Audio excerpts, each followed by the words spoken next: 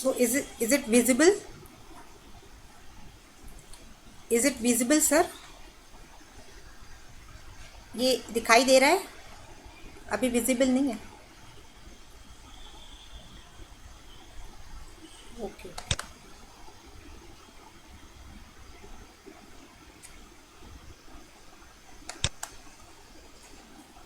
हाँ, full screen दिखाई दे रहा है सर? फुल स्क्रीन दिखाई दे रहा है? Okay okay. So good evening dear students. जैसा कि आप लोगों को बताया गया कि today I am going to discuss kinetic theory of gases and this is the syllabus of the BSc first year, that is the second semester, and the part A and unit 3rd, and this is the 6th day of the national lecture series in physics organized by IAPT in 2022. तो एक बार मैं syllabus को पढ़ देती हूँ, इस syllabus में क्या क्या चीज़ें दी हुई हैं, ताकि एक बार आपको रिवाइज सा हो जाए कि क्या क्या हमें पढ़ना है। So it is the part A, unit 3rd, kinetic theory of gases. And in the syllabus we have kinetic model and deduction of gas laws, derivation of Maxwell's law of distribution of velocities and its experimental verification, then degrees of freedom, law of equipartition of energy, no derivation, and its application to specific heat of gases, that is mono, di and polyatomic. तो इस syllabus में बच्चों जितना भी लिखा है हम लोग वो सारा ही आज डिस्कस करेंगे, और केवल ये जो मैंने ब्राउन कलर में किया हुआ है deduction of gas laws and it's experimental verification, केवल इस पोर्शन को ही छोड़ेंगे, बाकी पूरा कवर कर लेंगे। ये जो 1.5 घंटे का समय होगा इसमें हम लोग ये बाकी पूरा कवर करेंगे।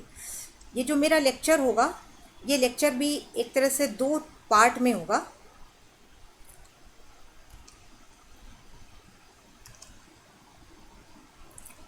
Slide is not changing.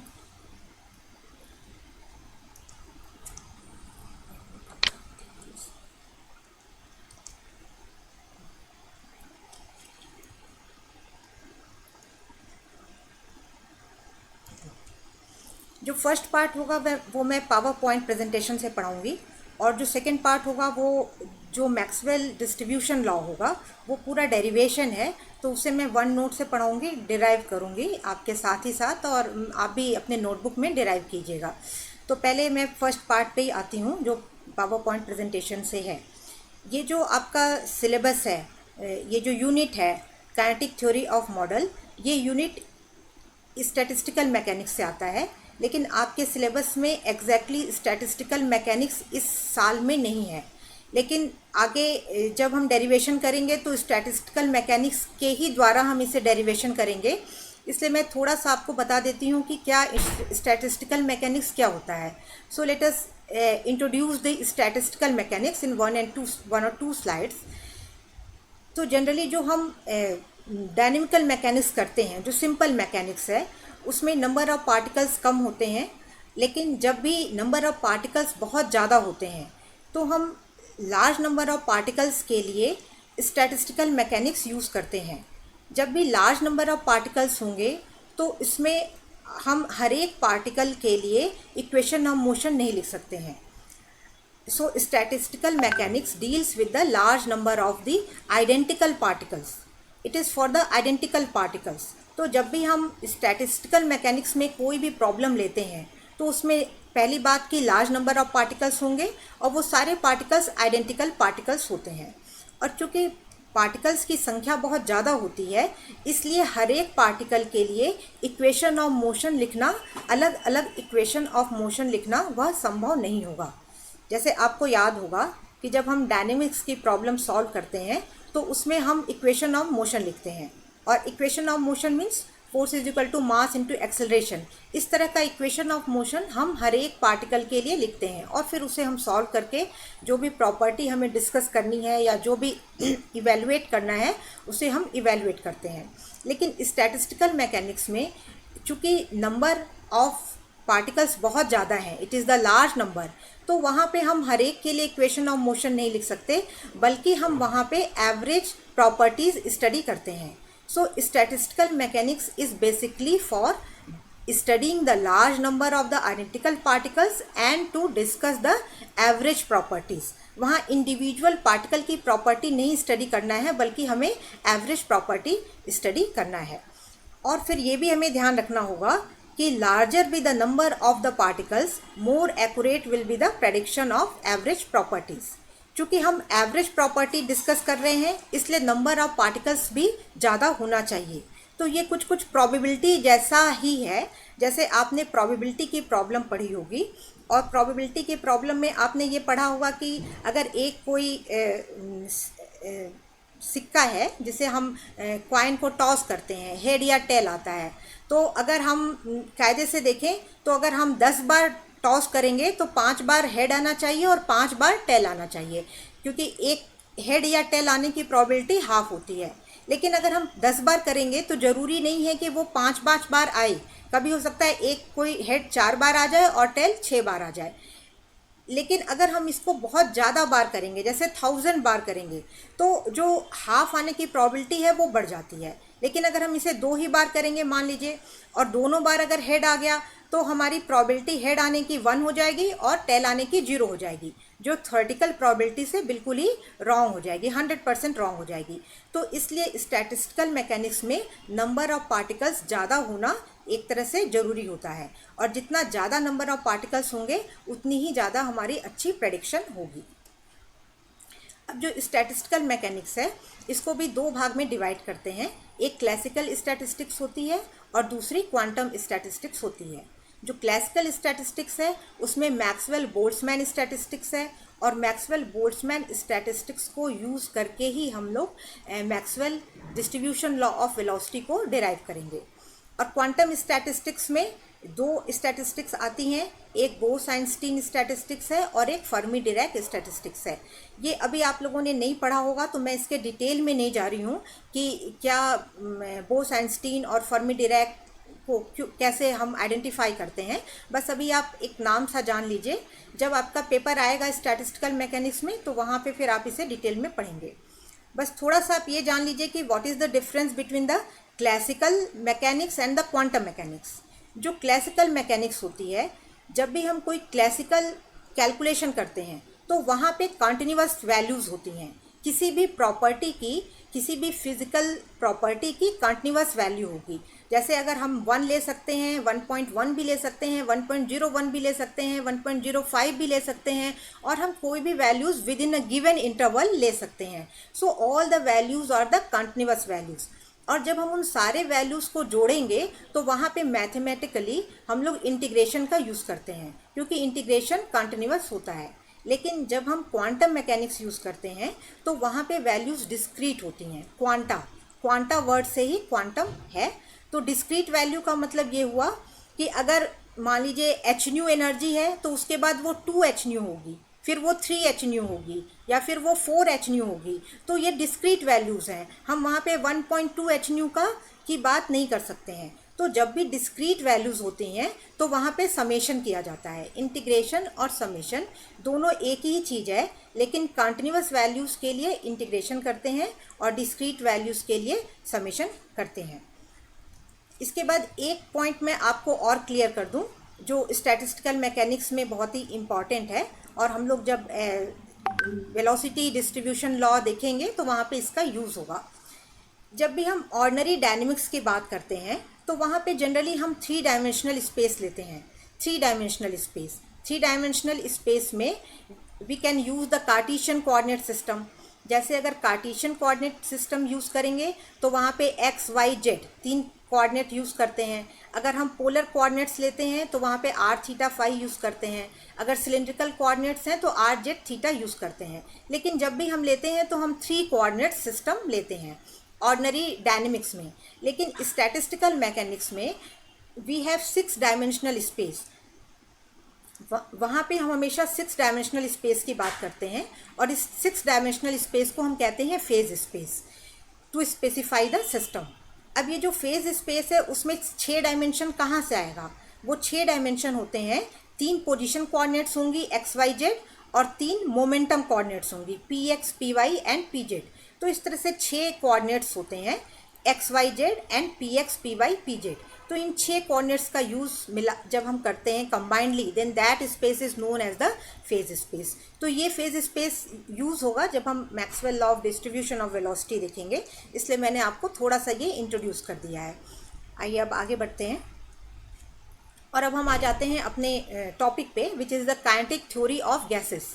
Kinetic theory of gases, तो ये एक मॉडल है जो गैस के लिए दिया गया है और इस मॉडल में कहा जाता है gas is composed of a large number of identical small particles known as molecules. They move in random direction, colliding with each other as well as with the wall of the container. Hence, the velocity of the molecules change at every instant. This is expressed by the velocity distribution law. And there are few assumptions for derivation of the distribution law as follows.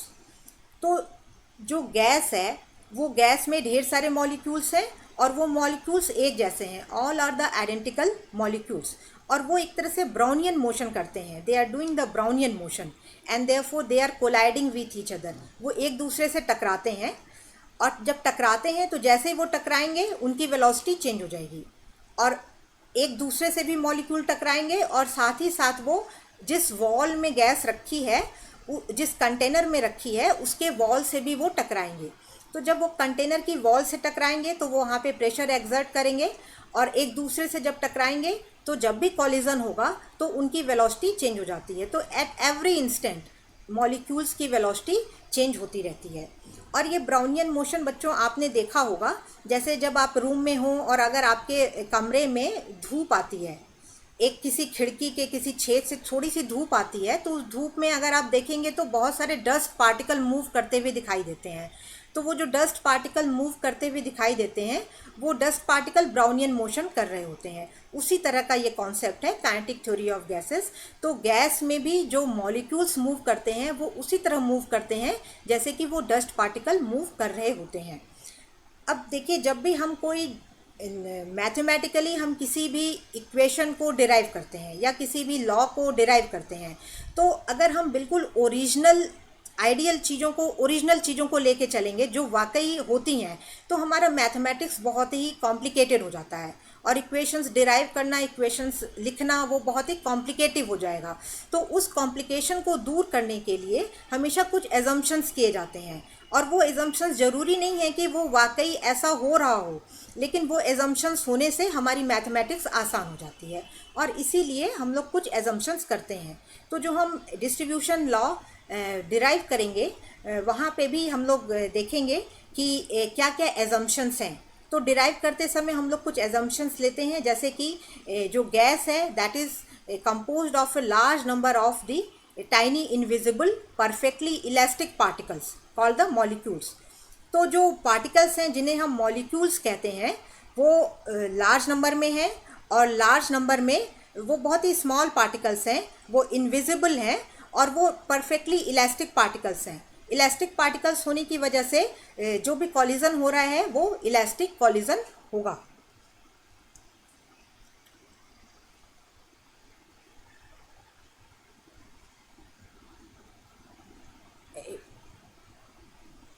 क्या problem आ रही है इस?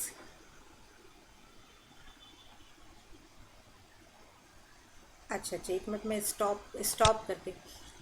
अच्छा अच्छा, ठीक ठीक ठीक ठीक। स्क्रीन दिख नहीं रही उन्हें?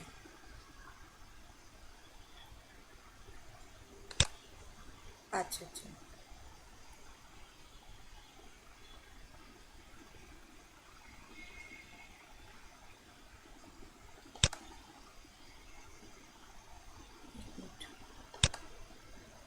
1 सेकेंड सर।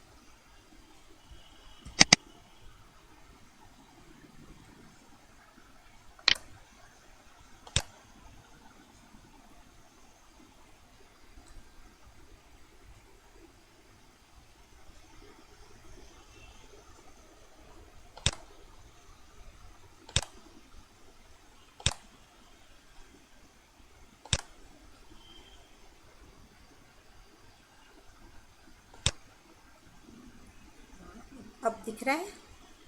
इसको मैं, एक मिनट,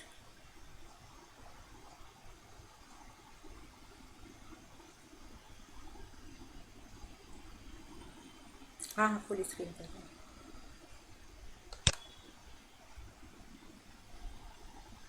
ये आ गई, स्लाइड आ गई।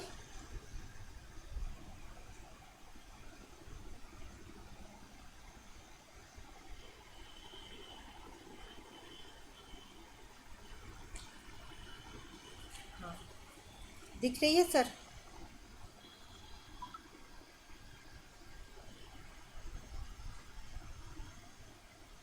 स्क्रीन दिखनी शुरू हुई?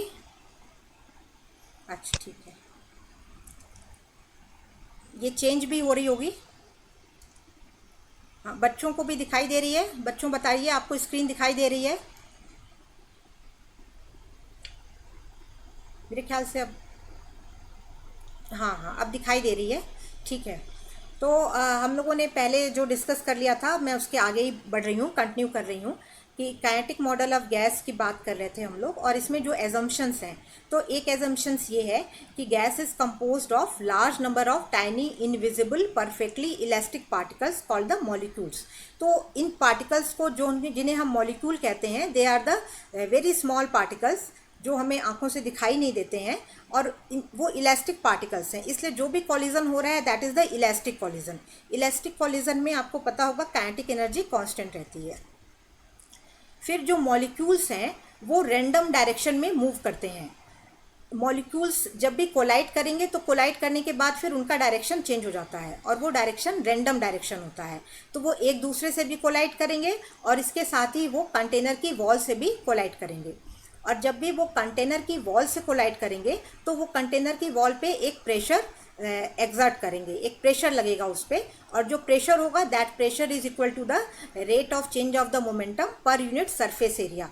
Pressure means it is the force upon area, और फोर्स आपको पता है इक्वेशन ऑफ मोशन से, force is equal to rate of change of the momentum. तो जो प्रेशर जनरेट हो रहा है that is the rate of change of momentum per unit surface area of the wall. So this is the second assumption. Now come to the third assumption. Third assumption में ये माना जाता है कि जब भी मॉलिक्यूल्स ट्रैवल करते हैं तो वो स्ट्रेट पाथ में ट्रैवल करते हैं। तो एक कॉलिजन से जब दूसरा कॉलिजन होगा तो उनके बीच में स्ट्रेट पाथ होगा, मतलब सीधी रेखा होगी, वो जिग जैग मोशन नहीं होगा। और इसलिए ये जो डिस्टेंस होती है उसको हम लोग कहते हैं फ्री पाथ कहते हैं, ये अभी आगे भी आएगा। और ये पार्टिकल्स कंटिन्यूअसली मूव करते रहते हैं, ऐसा नहीं है कि वो एक जगह इकट्ठे हो जाएं। तो चूंकि वो एक जगह इकट्ठे नहीं होते हैं, इसलिए the density of the molecule remain constant irrespective of their motion. क्योंकि वो कॉन्स्टेंटली इन मोशन में है, इसलिए वो एक जगह इकट्ठे नहीं होते हैं, और इसलिए जो डेंसिटी होती है गैस की वो हर एक जगह पे कांस्टेंट रहती है और वो चेंज नहीं होती है। फिर next assumption is the size of the molecule is infinitely small comparison to the average distance between the consecutive collision known as free path. तो दो मॉलिक्यूल्स के बीच में जब कॉलिजन होता है तो उसके बीच में वो जो डिस्टेंस ट्रैवल करते हैं उस डिस्टेंस को हम फ्री पाथ कहते हैं, और वो फ्री पाथ जो भी होगा वो स्ट्रेट लाइन होगी। और हर एक कॉलिजन के बीच में जो डिस्टेंस होगा उन सबको हम फ्री पाथ ही कहेंगे। लेकिन ज़रूरी नहीं है कि हर कॉलिजन में वो जो फ्री पाथ है वो बिल्कुल एक जैसा ही हो। मान लीजिए अगर एक में वो x1 है तो दूसरे में भी x1 ही हो, ऐसा ज़रूरी नहीं है। उसमें थोड़ा बहुत चेंज होता रहता है, क्योंकि ये स्टैटिस्टिकल मेथड्स हैं, तो इसमें थोड़ा बहुत चेंज होता रहता है। लेकिन जितने भी फ्री पाथ होंगे उन सारे फ्री पाथ का जब हम एवरेज निकालेंगे तो उसे हम कहते हैं मीन फ्री पाथ। तो उसको that average is known as the mean free path. और ये जो मीन फ्री पाथ है उसका आगे यूज़ होता है काइनेटिक थ्योरी में, उस कैलकुलेशन में मीन फ्री पाथ का ही यूज़ होता है, क्योंकि वो एवरेज प्रॉपर्टी है।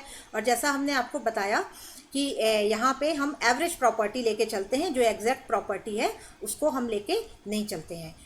तो मीन फ्री पाथ में जो डिस्टेंस आएगी वो डिस्टेंस ज़्यादा होती है, और जो मॉलिक्यूल की साइज़ होती है वो मॉलिक्यूल की साइज़ बहुत स्मॉल होती है। फिर नेक्स्ट एजम्पशन ये है the time of collision is negligible in comparison to the time taken to traverse the free path. तो जितना टाइम उन्हें कॉलिजन में लगता है, एक कॉलिजन से दूसरे कॉलिजन में जितना टाइम लगता है वो टाइम ज़्यादा होता है, और जितनी देर के लिए वो कोलाइड करते हैं वो टाइम कम होता है। मीन्स एग्जैक्ट वो जब एक दूसरे के कांटेक्ट में रहते हैं तो वो समय बहुत कम होता है, लेकिन जब जो डिस्टेंस वो फ्री पाथ को ट्रैवल करने में लगाते हैं, जो टाइम लगाते हैं, वो टाइम ज़्यादा होता है। इसका मतलब ये हुआ। अब नेक्स्ट में आगे, ये स्लाइड चेंज होने में भी थोड़ी सी हमें प्रॉब्लम आ रही है।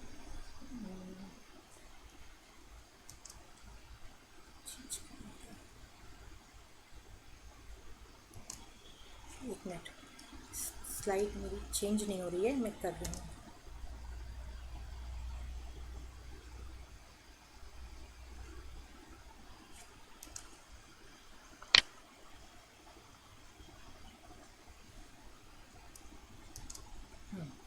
हाँ, नेक्स्ट स्लाइड में ये है, next assumption, the collision between the molecules and with the walls are perfectly elastic. ये हमने पहले ही आपको बता दिया कि जो मॉलिक्यूल्स हैं उनको हम इलास्टिक पार्टिकल मानते हैं, और इसलिए ये जो कॉलिजन होगा वो कॉलिजन भी इलास्टिक होगा, और इसलिए kinetic energy during the collision वो कांस्टेंट रहेगी। Next assumption is molecules do not exert any force on each other except during collision। तो जो इंटर एटॉमिक फोर्स लगता है मॉलिक्यूल्स के बीच में, वो फोर्स एक तरह से जीरो है। इंटर एटॉमिक फोर्स कुछ भी नहीं लग रहा है, केवल वही फोर्स लगेगा जब वो कोलाइड करेंगे। इसलिए मॉलिक्यूल्स में केवल काइनेटिक एनर्जी है और वहाँ पे कोई भी पोटेंशियल एनर्जी नहीं है, और इसलिए ही इस थ्योरी का नाम काइनेटिक मॉडल ऑफ गैस है, क्योंकि यहाँ पे केवल हम काइनेटिक एनर्जी की बात करते हैं, पोटेंशियल एनर्जी की बात नहीं करते हैं। फिर next assumption is the volume of molecule is negligible in comparison to the volume of the vessel. तो जैसा हमने पहले कहा कि मॉलिक्यूल की साइज बहुत ही स्मॉल होती है, these are the tiny molecules, very small size molecules, इसलिए उनकी साइज नेग्लिजिबल है in comparison to the volume of the vessel. जो कंटेनर है उसका वॉल्यूम ज़्यादा है, और जो वॉल्यूम मॉलिक्यूल्स का है वो वॉल्यूम बहुत ही स्मॉल है। And the last is the intermolecular space in gas is larger in comparison to solid and liquid. Gaseous molecules can move in the entire volume of the vessel। तो ये आपको पहले से ही पता है कि सॉलिड में इंटरमोलिकुलर स्पेस बहुत कम होता है, और सॉलिड में केवल वाइब्रेशन होता है, पार्टिकल्स मूव नहीं कर सकते। लिक्विड में थोड़ा ज़्यादा वाइब्रेशन होता है, जबकि गैस में वो कम्प्लीटली एक जगह से दूसरी जगह जा सकते हैं। तो इंटरमोलिकुलर स्पेस गैस में ज़्यादा होता है। So these were the few assumptions of the kinetic model of gas. अब मैं नेक्स्ट आ रही हूँ, नेक्स्ट स्लाइड पे। मेरी स्लाइड थोड़ी चेंज होने में यहाँ पे शेयरिंग के टाइम में दिक्कत हो रही है, लेकिन अभी ये चेंज हो जाएगी।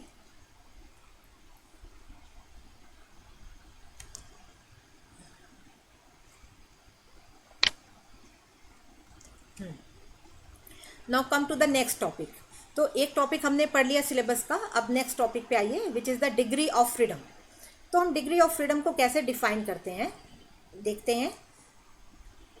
तो कोई भी अगर हमारे पास सिस्टम है, डायनेमिकल सिस्टम है, डायनेमिकल सिस्टम का मतलब जिसमें कि मोशन हो रहा है, ऐसे किसी भी डायनेमिकल सिस्टम में जितने भी इंडिपेंडेंट मोशन के डायरेक्शन होते हैं या मोशन के कोऑर्डिनेट्स होते हैं, उनको हम डिग्री ऑफ फ्रीडम कहते हैं।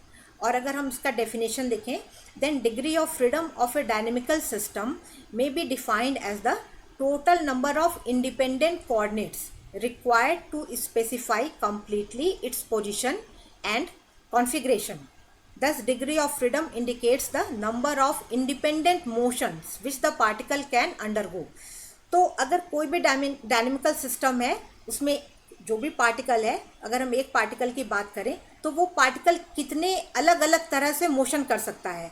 अलग अलग तरह से मोशन करने का मतलब इंडिपेंडेंट का मतलब ये होता है कि अगर वो एक डायरेक्शन में मोशन कर रहा है तो उसका फ़र्क दूसरे डायरेक्शन पे ना पड़े, तो उसे हम इंडिपेंडेंट कोऑर्डिनेट्स या इंडिपेंडेंट डायरेक्शन कहते हैं। तो इस तरह के जितने भी इंडिपेंडेंट कोऑर्डिनेट्स होंगे उनको हम डिग्री ऑफ फ्रीडम कहते हैं। तो जैसे एक बिल्कुल ही एक पार्टिकल लेते हैं, एक पार्टिकल, और वो अगर ट्रांसलेटरी मोशन में है, सीधी रेखा में अगर वो गति कर रहा है, तो मोशन के आपको पहले से ही पता है कि 3 डायरेक्शन होते हैं, एक्स, वाई, जेड, और ये तीनों डायरेक्शन एक दूसरे से इंडिपेंडेंट होते हैं। तो अगर एक डायरेक्शन, एक्स डायरेक्शन में जो भी मोशन है वो वाई डायरेक्शन को अफेक्ट नहीं करता, और इसी तरह वो जेड डायरेक्शन को अफेक्ट नहीं करता। तो इसलिए हम कहते हैं कि x y z this three directions are the independent direction. तो अगर एक मोनो एटॉमिक गैस है, मोनो एटॉमिक गैस मतलब कि वो गैस जिसके मॉलिक्यूल में केवल एक ही एटम है, जैसे मान लीजिए हीलियम है या नियॉन है, इस तरह के जो भी मोनो एटॉमिक गैस होंगी, तो उन मोनो एटॉमिक गैस में डिग्री ऑफ फ्रीडम कितने होंगे, केवल ट्रांसलेटरी मोशन के फ्रीडम होंगे, that is x y z. तीन डायरेक्शन में, तीन इंडिपेंडेंट डायरेक्शन में वो मोशन कर सकते हैं, इसलिए डिग्री ऑफ फ्रीडम वहाँ पे 3 होगा। अब जैसे आए डायटोमिक गैस में, तो डायटोमिक गैस के एग्जांपल्स हैं जैसे H2 हाइड्रोजन, नाइट्रोजन, ऑक्सीजन, ये सभी डायटोमिक गैस है। इनमें 2 एटम हैं, जैसे हाइड्रोजन, एक हाइड्रोजन मॉलिक्यूल में 2 हाइड्रोजन एटम होंगे, वैसे एक नाइट्रोजन मॉलिक्यूल में 2 नाइट्रोजन के एटम्स हैं और ऑक्सीजन में भी 2 हैं। तो यहाँ पे देखिए ट्रांसलेटरी मोशन तो होगा ही जैसे पहले हो रहा था, means 3 translational degree of freedom along x y z, तो 3 तो ये होंगे ही एक्स वाई जेड, लेकिन उसके साथ ही साथ वो रोटेट भी कर सकता है। जैसे अगर ये जो एग्जांपल बना है ये डायटोमिक का है, तो डायटोमिक जो भी होगा दैट विल बी लीनियर, वो लीनियर जैसा ही दिखेगा। तो ये लीनियर देखिए ट्रांसलेटरी मोशन तो कर ही सकता है, लेकिन वो रोटेट भी कर सकता है। जैसे ये जो डायग्राम बना हुआ है इसमें आप देखेंगे तो इस डायरेक्शन में 2 डायरेक्शन का रोटेशन का मोशन दिखाया गया है। एक ये है, मतलब इस एक्सिस के अबाउट, वर्टिकल एक्सिस के अबाउट वो रोटेट कर सकता है, और दूसरा अगर हम हॉरिजॉन्टल प्लेन में इस लाइन ज्वाइनिंग द 2 एटम्स के परपेंडिकुलर एक एक्सिस ड्रॉ करें तो उसके अलोंग भी वो रोटेट कर सकता है। So there are 2 rotational degrees of freedom. अब आप सोच सकते हैं कि ये अपनी एक्सिस, अगर इसकी अपनी एक्सिस को हम एक्स एक्सिस अगर माने, इस एक्सिस को अगर हम एक्स एक्सिस माने, तो वो एक्स एक्सिस के अलोंग रोटेट क्यों नहीं कर सकता है?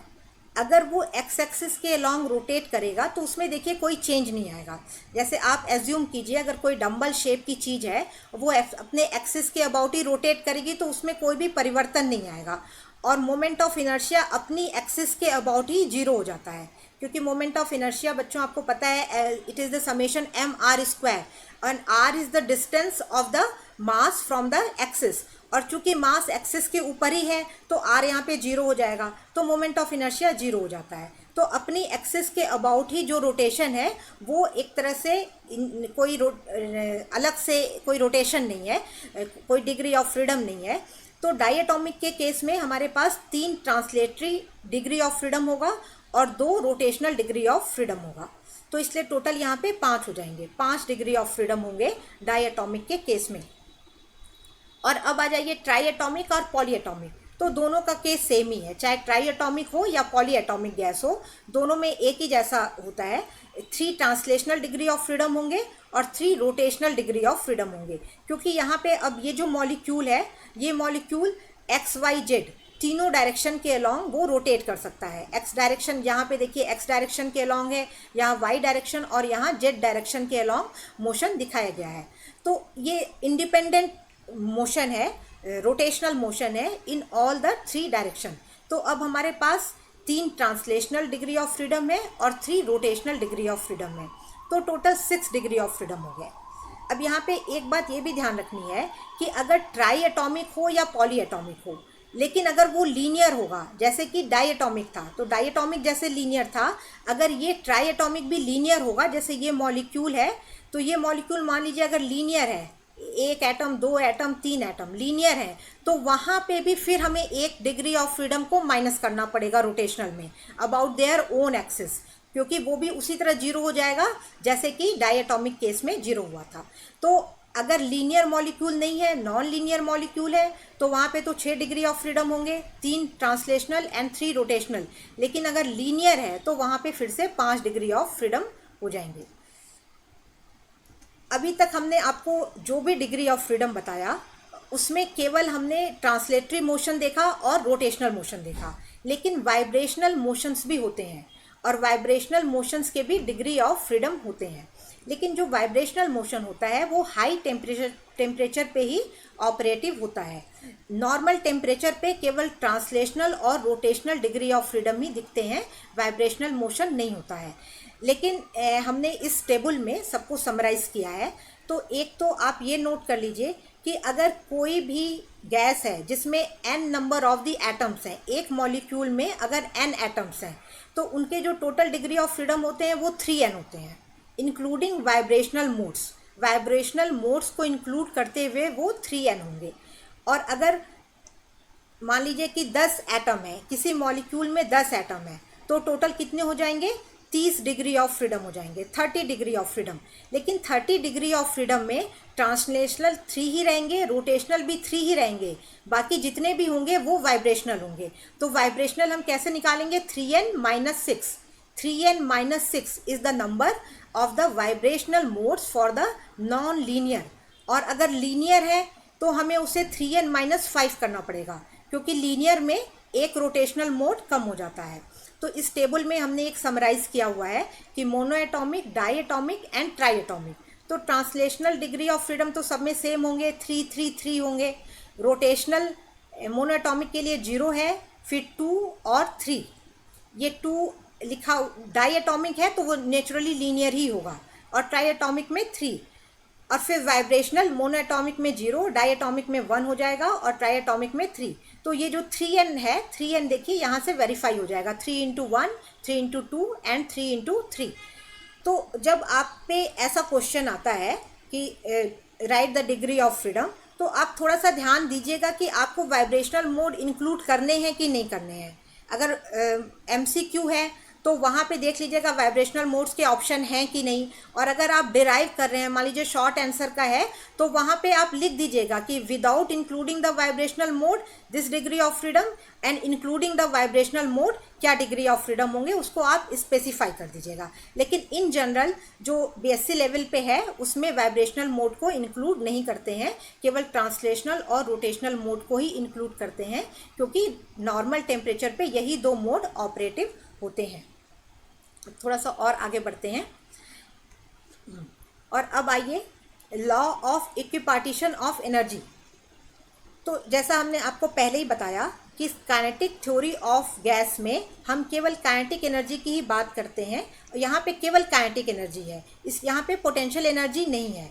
तो law of equipartition of energy ये कहता है कि किसी सिस्टम में जितनी भी काइनेटिक एनर्जी होगी वो total kinetic energy equally divide हो जाती है all the degrees of freedom में, और हर एक डिग्री ऑफ फ्रीडम के लिए जो काइनेटिक एनर्जी होगी that will be equal to the ½ kT। तो इसका स्टेटमेंट इस तरह से है, it states that the total kinetic energy of a dynamical system consisting of a large number of particles in thermal equilibrium is equally divided among its all the degrees of freedom, and the energy associated with each degree of freedom is ½ kT। तो जितनी भी kinetic energy होगी वो हर degree of freedom में equally divide होगी, और हर एक degree of freedom की जो काइनेटिक एनर्जी होगी that will be the ½ kT। तो अगर मान लीजिए हमें number of degree of freedom पता है, अगर number of degree of freedom मान लीजिए n है, तो हम उसे ½ kT से मल्टीप्लाई कर देंगे, तो ½ kT इंटू n, वो हमें पता चल जाएगा कि what will be the total kinetic energy. Total kinetic energy हम इस तरह से कैलकुलेट कर सकते हैं। अब ये एक और टॉपिक है, next topic, which is the atomicity of gases, application of law of equipartition to specific heat of gases. तो इसमें थोड़ा सा इसका पोर्शन जो मैं ले रही हूँ थर्मोडायनेमिक्स से, ये आपको इसके पहले एक मैडम ने पढ़ा दिया है, तो इसलिए अब आप इसको आसानी से समझ जाएंगे। इसमें हमें निकालना है एटॉमिसिटी। एटॉमिसिटी मीन्स गामा होता है, जैसे आपने पढ़ा होगा CP/CV, the ratio of the CP/CV। C is the specific heat constant at the constant pressure CP, and the specific heat constant at the constant volume that is the CV। तो ratio of the CP/CV is known as the gamma, and that gamma is known as the atomicity of the gases. तो इसको हम कैसे calculate करेंगे? तो चूँकि ये एक परफेक्ट गैस सिस्टम है, इसमें इक्वेशन ऑफ लॉज जो परफेक्ट गैस लॉ के इक्वेशन है वही इक्वेशन इसमें लगेंगे, और केवल काइनेटिक एनर्जी होगी। तो मान लीजिए कि अगर हमने 1 ग्राम मोल कोई गैस लिया है, 1 ग्राम मोल, तो उसमें कितने मॉलिक्यूल्स होंगे? n मॉलिक्यूल्स होंगे, एवोगैड्रो नंबर के बराबर 6.023 × 10⁻23। जो एवोगैड्रो नंबर है उसके बराबर वहाँ पे मॉलिक्यूल्स होंगे। और इन सारे मॉलिक्यूल्स की काइनेटिक एनर्जी क्या होगी, जो इंटरनल एनर्जी होगी वो पूरी की पूरी काइनेटिक एनर्जी होगी। तो internal energy is equal to number of the molecules, that is the n, which is the Avogadro number, and then the average kinetic energy of a molecule. अब average kinetic energy of a molecule क्या होगा, अगर n is the degree of freedom of the molecule, then that degree of freedom multiplied by the half k T. तो ये half k T into N वो आपको बताएगा average kinetic energy of one molecule. तो एक molecule की kinetic energy कितनी है, half k T into n, and this kinetic energy multiplied by the total number of the molecules which is the capital N Avogadro number। तो इससे हमें पता चल जाएगा कि टोटल इंटरनल एनर्जी कितनी है, और ये आ जाएगी हाफ एन आर टी, क्योंकि n into k is equal to R. n means the Avogadro number, k is the Boltzmann constant and r is the gas constant. तो अब ये जो u आ गया, इस u को हम लोग इससे CV निकाल लेंगे। ये अब आपको डिफाइन किया गया था पहले ही, आपको अब पता है कि what is the specific heat of a gas at constant volume at constant pressure. तो वो CV हम निकालेंगे, CV is equal to du/dt at the constant volume.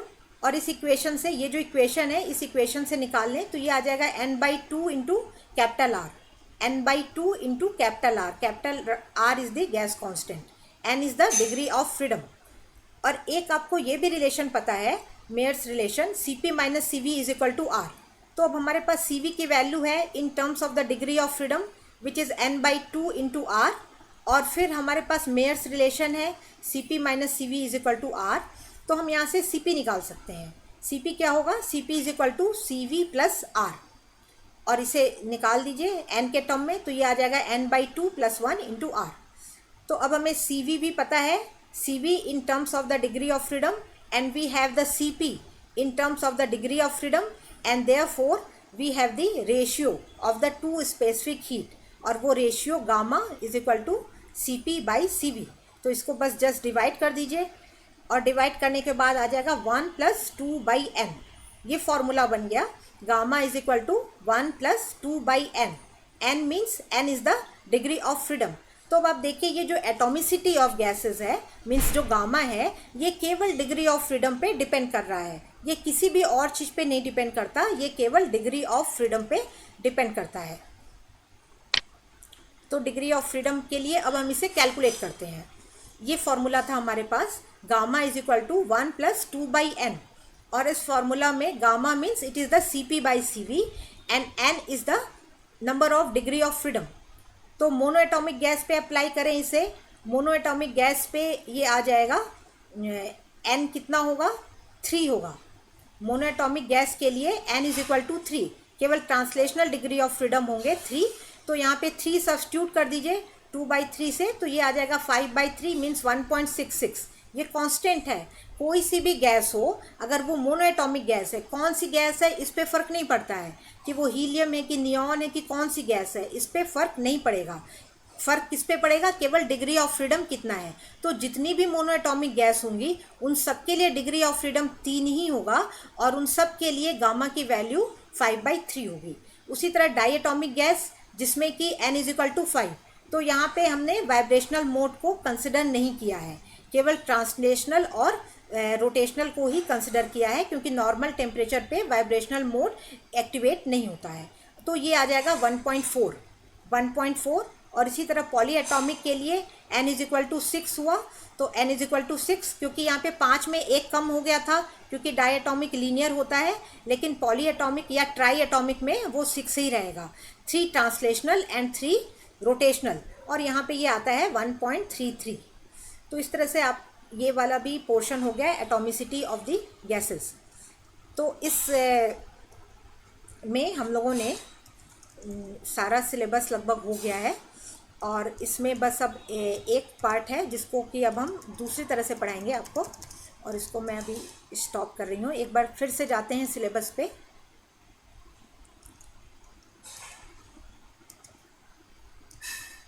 मैं फिर से जा रही हूँ पुरानी स्लाइड पे, सिलेबस पे।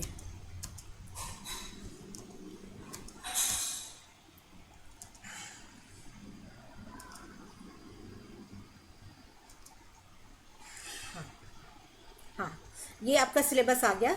तो इस सिलेबस में अभी तक देखिए हमने क्या क्या पूरा किया। काइनेटिक मॉडल, ये डिडक्शन ऑफ गैस लॉ हमने नहीं कराया है, ये आप लोगों ने पहले भी थर्मोडायनेमिक्स में पढ़ा होगा। ये पोर्शन अभी बचा है डेरिवेशन ऑफ मैक्सवेल लॉ, ये सबसे इम्पॉर्टेंट है इस यूनिट में। अब हम लोग इसको करेंगे। हमने डिग्रीज ऑफ फ्रीडम कर लिया और law of equipartition of energy, इसका डेरिवेशन आपके सिलेबस में मेंशन नहीं है। And its application to specific heat of gases, mono, di and polyatomic gases. तो अब मैं इसे स्टॉप करती हूँ शेयरिंग, और अब मैं वन नोट को शेयर करूँगी।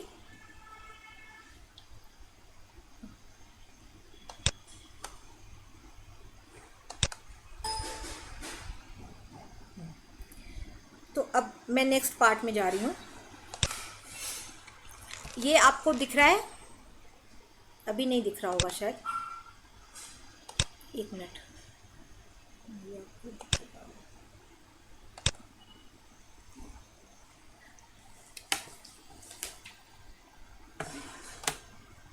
हाँ, ये बच्चों आप लोगों को दिख रहा है? ये एक पेज सा दिख रहा है।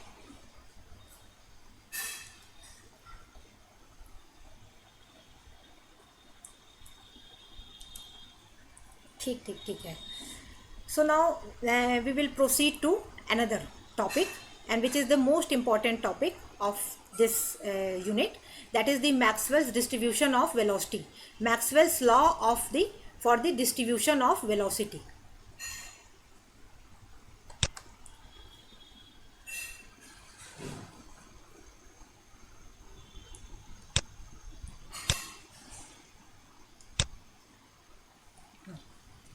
ठीक है, तो ये बच्चों आप लोग भी साथ साथ में डिराइव कीजिएगा।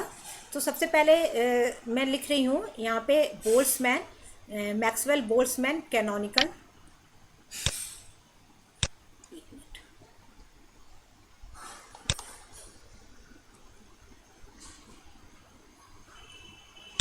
हाँ, मैक्सवेल बोल्ट्जमैन कैनोनिकल लॉ।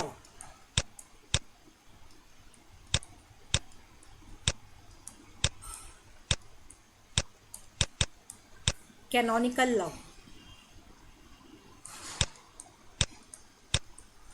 ये लिखता हुआ दिख रहा है?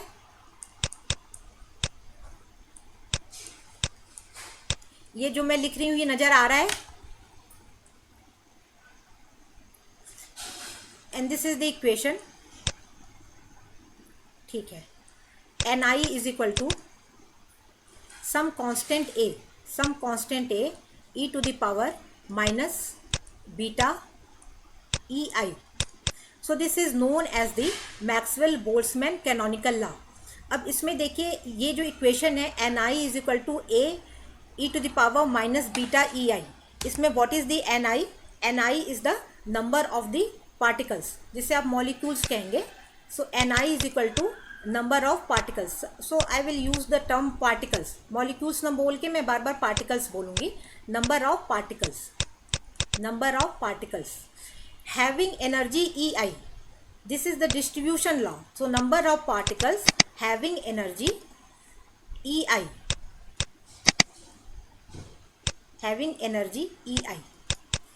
ये जो इक्वेशन है, इस इक्वेशन का भी डेरिवेशन है, और वो डेरिवेशन स्टैटिस्टिकल मैकेनिक्स में करते हैं। लेकिन चूंकि आपके सिलेबस में डेरिवेशन नहीं है, ये इसलिए इसको जस्ट एज इट इज़, इस इक्वेशन को मैंने यहाँ पे जस्ट एज इट इज़ ले लिया है, इसका डेरिवेशन नहीं करेंगे। तो ये आप मान के चलिए कि ऐसा होता है। Ni is equal to A E to the power minus beta EI, Ni is the number of particles having energy EI, and A is some constant. Now we don't know what is the value of A, but we will calculate it. A की क्या value है अभी हमें पता नहीं है, लेकिन it is the constant. It is some constant. And then beta is equal to 1 upon kt. Beta is 1 upon kt. K आपको पता है, K is the Boltzmann constant. You know the value of the K. K is the Boltzmann constant. ये आपको पहले से ही पता है। वही थर्मोडायनेमिक्स के साइंस हैं जो आप पहले से जानते हैं। Constant and T is the absolute temperature. ये आपको पता ही है कि जब भी हम थर्मोडायनेमिक्स में या स्टैटिस्टिकल मैकेनिक्स यूज़ करते हैं तो हमेशा टेम्परेचर को केल्विन में रखते हैं और उसे हम कहते हैं absolute temperature. So beta is equal to 1/kT। अब देखिए, जब हम कहते हैं Maxwell distribution law, Maxwell distribution of velocity, तो किस चीज़ का डिस्ट्रीब्यूशन है, इसको आप ऐसे समझिए। पहले मैं आपको एनर्जी के टर्म में बता रही हूँ और फिर उसे वेलोसिटी में देखेंगे। जैसे मान लीजिए कोई सिस्टम है और किसी सिस्टम में टोटल 100 पार्टिकल्स हैं, 100 पार्टिकल्स हैं, और उस पूरे सिस्टम की जो टोटल एनर्जी है, उस पूरे सिस्टम में जो टोटल एनर्जी है, वो टोटल एनर्जी मान लीजिए 5000 जूल है, 5000 जूल। तो इस 5000 जूल एनर्जी को हम लोग 100 पार्टिकल्स में कैसे डिस्ट्रीब्यूट करेंगे, यही है डिस्ट्रीब्यूशन लॉ। तो मैं जनरल लिख रही हूँ। जैसे मान लीजिए हमने कहा कि 10 पार्टिकल्स की एनर्जी मान लीजिए 16 जूल है, 9 पार्टिकल्स की एनर्जी 14 जूल है, 8 पार्टिकल्स की एनर्जी 10 जूल है, and plus so on, and that should be equal to the 5000, that should be equal to the 5000 joule. तो ये डिस्ट्रीब्यूशन है। डिस्ट्रीब्यूशन में हमने क्या किया कि ये जो 10 पार्टिकल्स हैं उनकी एनर्जी कुछ अलग होगी, 9 पार्टिकल्स की एनर्जी कुछ अलग है, 8 पार्टिकल्स की अलग है, इसी तरह से हर एक पार्टिकल की एनर्जी अलग अलग होगी। तो एक इक्वेशन यहाँ पे ये भी बनेगा कि this 10 + 9 + 8 and plus so on, this should be equal to the 100। ये सारे नंबर ऑफ पार्टिकल्स, जो टोटल नंबर ऑफ पार्टिकल्स हमने यहाँ 100 लिखा है, ये सारे नंबर ऑफ पार्टिकल्स 100 होंगे और जो टोटल इनकी एनर्जी होगी that will be equal to the 5000 joule, that will be equal to the 5000 joule. तो यही डिस्ट्रीब्यूशन लॉ है। तो डिस्ट्रीब्यूशन लॉ में हमें यही पता करना है कि अगर एक कोई पर्टिकुलर एनर्जी EI है, जैसे हमने यहाँ पे लिखा कि ये पर्टिकुलर एनर्जी EI है, और पर्टिकुलर एनर्जी EI के लिए मान लीजिए वेलोसिटी VI है। तो अगर पर्टिकुलर एनर्जी के लिए वेलोसिटी VI है तो उस VI के लिए कितने नंबर ऑफ पार्टिकल्स होंगे जिनकी वेलोसिटी V1 होगी, कितने नंबर ऑफ पार्टिकल्स होंगे जिनकी वेलोसिटी V2 होगी, कितने नंबर ऑफ पार्टिकल्स होंगे जिनकी वेलोसिटी V3 होगी। इसमें हमको यही निकालना है। अब मैं न्यू पेज पे जाती हूँ।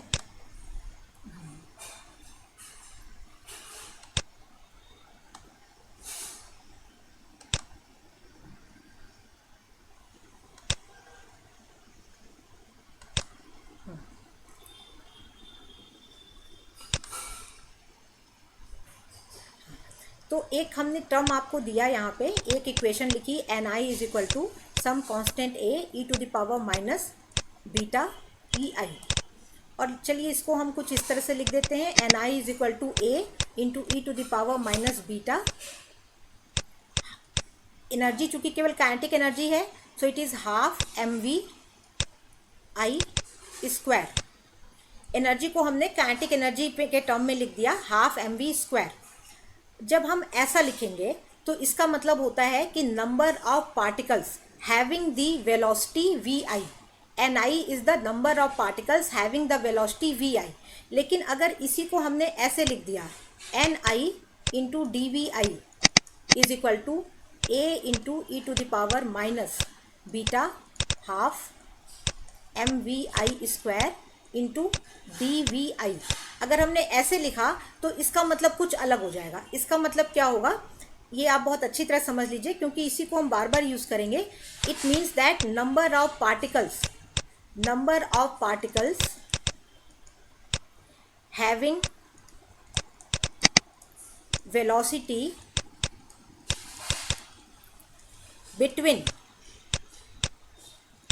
between VI and VI plus dVi। तो ये देखिए, ये बहुत ही इम्पॉर्टेंट है। ये और ये, इन दोनों में बहुत अंतर है। अगर हमने ऐसा लिखा है, सॉरी ये वाला नहीं, ये वाला देखिए, आप इसको कुछ अलग सा साइन बना दें, ये वाला और ये वाला, ये दो को देखेंगे आप तो इन दोनों में बहुत डिफरेंस है। अगर हमने लिखा हुआ है Ni is equal to A e⁻ beta ½ mvi², इसका मतलब ये है number of particles having velocity V I. लेकिन जब हम लिखेंगे N I D V I is equal to A E to the power minus beta half M V I square D V I, तो इसका मतलब बिल्कुल अलग हो जाता है। इसका मतलब हो जाता है number of particles having velocity between V I and V I plus D V I. मतलब ये रेंज में, तो वो रेंज कितना हुआ, वो रेंज डी वी आई होगा, है ना। V I and V I plus D V I के बीच में जो रेंज होगा वो केवल डी वी आई का होगा। तो उस स्मॉल रेंज में कितने हैं। तो अब हम स्टार्ट करते हैं डिराइविंग द डिस्ट्रीब्यूशन लॉ, और यहीं से स्टार्ट करेंगे। तो यहाँ से जैसे हमने आपको फेज स्पेस बताया था कि फेज स्पेस में 6 डायमेंशन होते हैं। So now let us write it as N I D X D Y D Z D we X D V Y D V Z, and this is equal to some constant A E to the power minus half, या इसको चलिए लिख देते हैं, इसको half आप रहने दीजिए, अभी ये हाफ हटा दीजिए, हाफ मत लिखिएगा, इसको आप बीटा ई आई रहने दीजिए, हाफ बीटा ई आई रहने दीजिए, अभी बाद में सब्स्टिट्यूट कर देंगे। और यहाँ भी लिखेंगे डी एक्स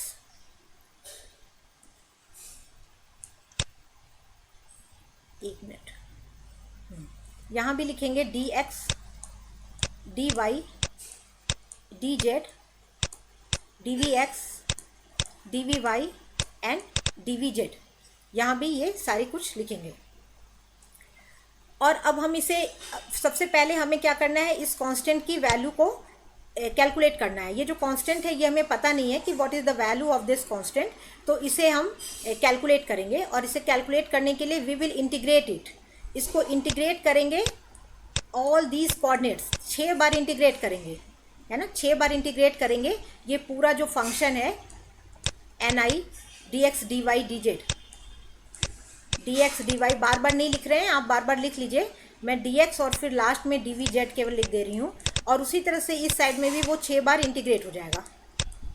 6 बार इंटीग्रेट करेंगे the function A E to the power minus half beta, और ये एम वी स्क्वायर, तो अब इसको हम लिखेंगे V x square plus V Y square plus V Z square. इसको कंपोनेंट में डिवाइड कर दिया, क्योंकि हम वेलोसिटी की बात कर रहे हैं। ध्यान रखिएगा आप कि 2 तरह की प्रॉब्लम होती है, एक वेलोसिटी डिस्ट्रीब्यूशन लॉ है और एक स्पीड डिस्ट्रीब्यूशन है, और दोनों बिल्कुल अलग हैं। तो जब भी आपसे पूछा जाए तो आप ध्यान से देखिए कि आपसे वेलोसिटी डिस्ट्रीब्यूशन पूछा जा रहा है कि स्पीड डिस्ट्रीब्यूशन पूछा जा रहा है। जो आपके सिलेबस में है वो वेलोसिटी डिस्ट्रीब्यूशन है, तो मैं यहाँ पे वेलोसिटी डिस्ट्रीब्यूशन को ही डिराइव कर रही हूँ। तो स्पीड को मुझे डिराइव करना नहीं है, और वो बिल्कुल अलग तरह से होता है, तो इसलिए आप कन्फ्यूज़न मत लाइएगा। और चूंकि वेलोसिटी है तो यहाँ पे हमें इसे भी कंपोनेंट में लिखना पड़ेगा, V x square plus V Y square plus V Z square. अब देखिए, जब इस पार्ट को लेफ्ट हैंड साइड को जब इंटीग्रेट करेंगे, ये सारे डायमेंशन में जो फेज स्पेस है उसके सारे डायमेंशन में जब इंटीग्रेट करेंगे तो total number of the particles आएंगे। और वो टोटल नंबर ऑफ पार्टिकल्स क्या है, मान लीजिए कि capital N is the total number of the particles in the system.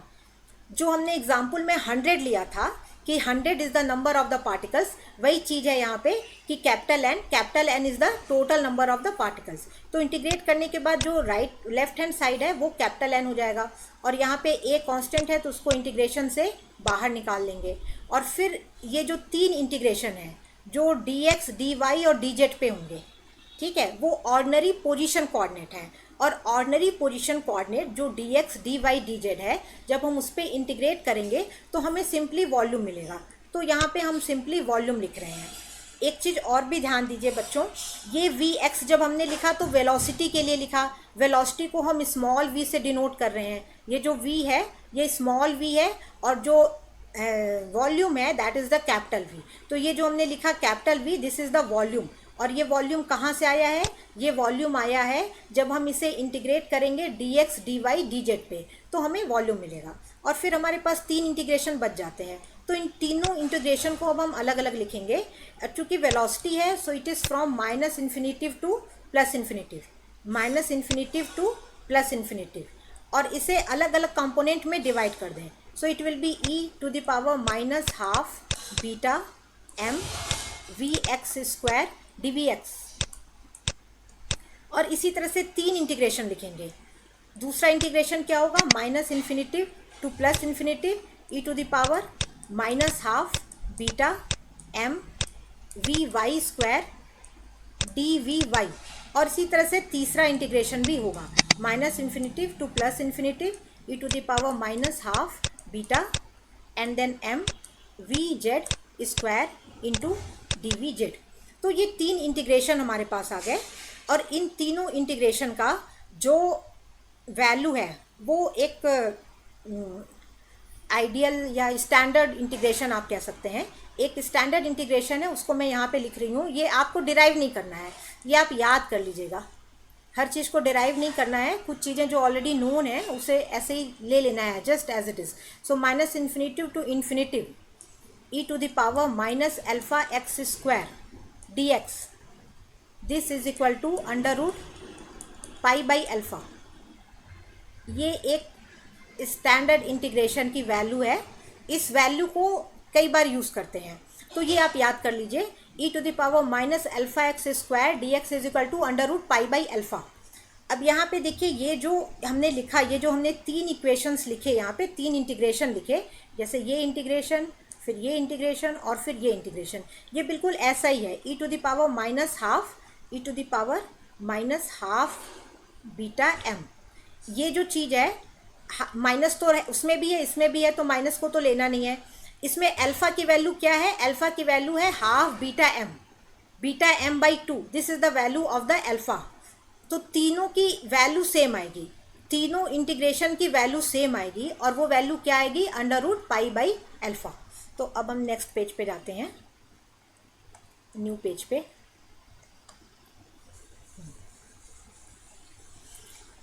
तो अब हमने यहाँ पे ले लिया था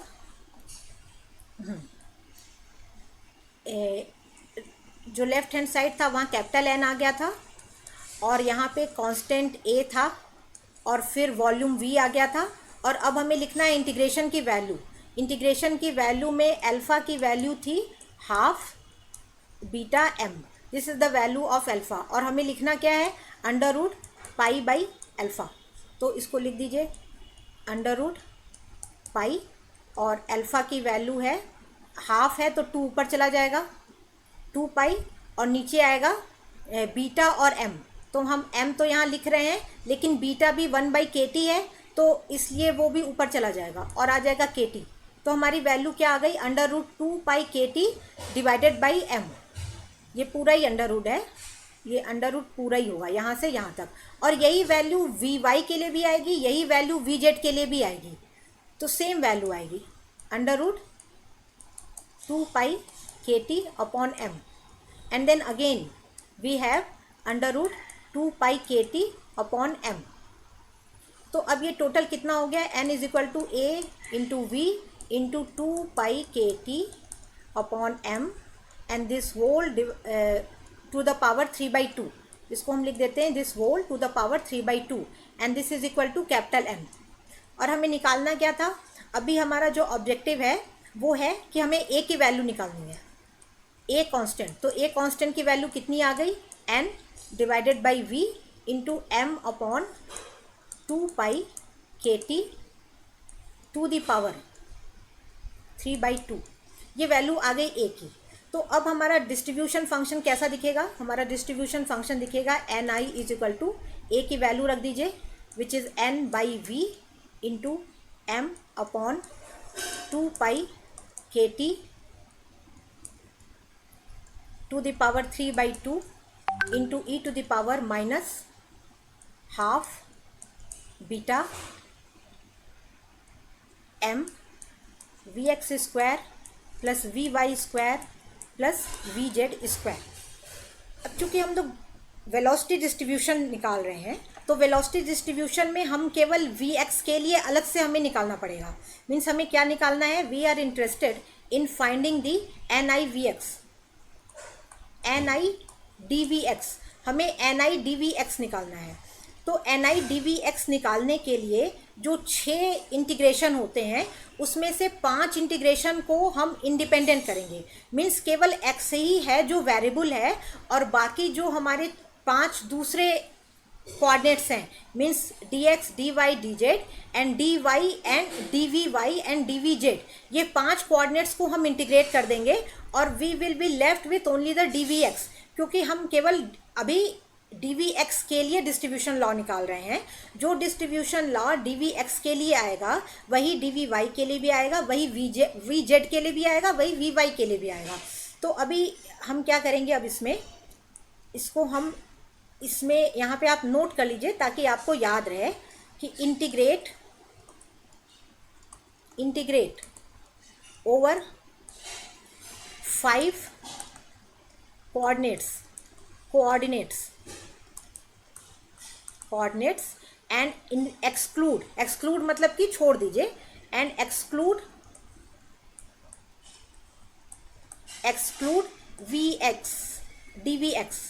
dvx।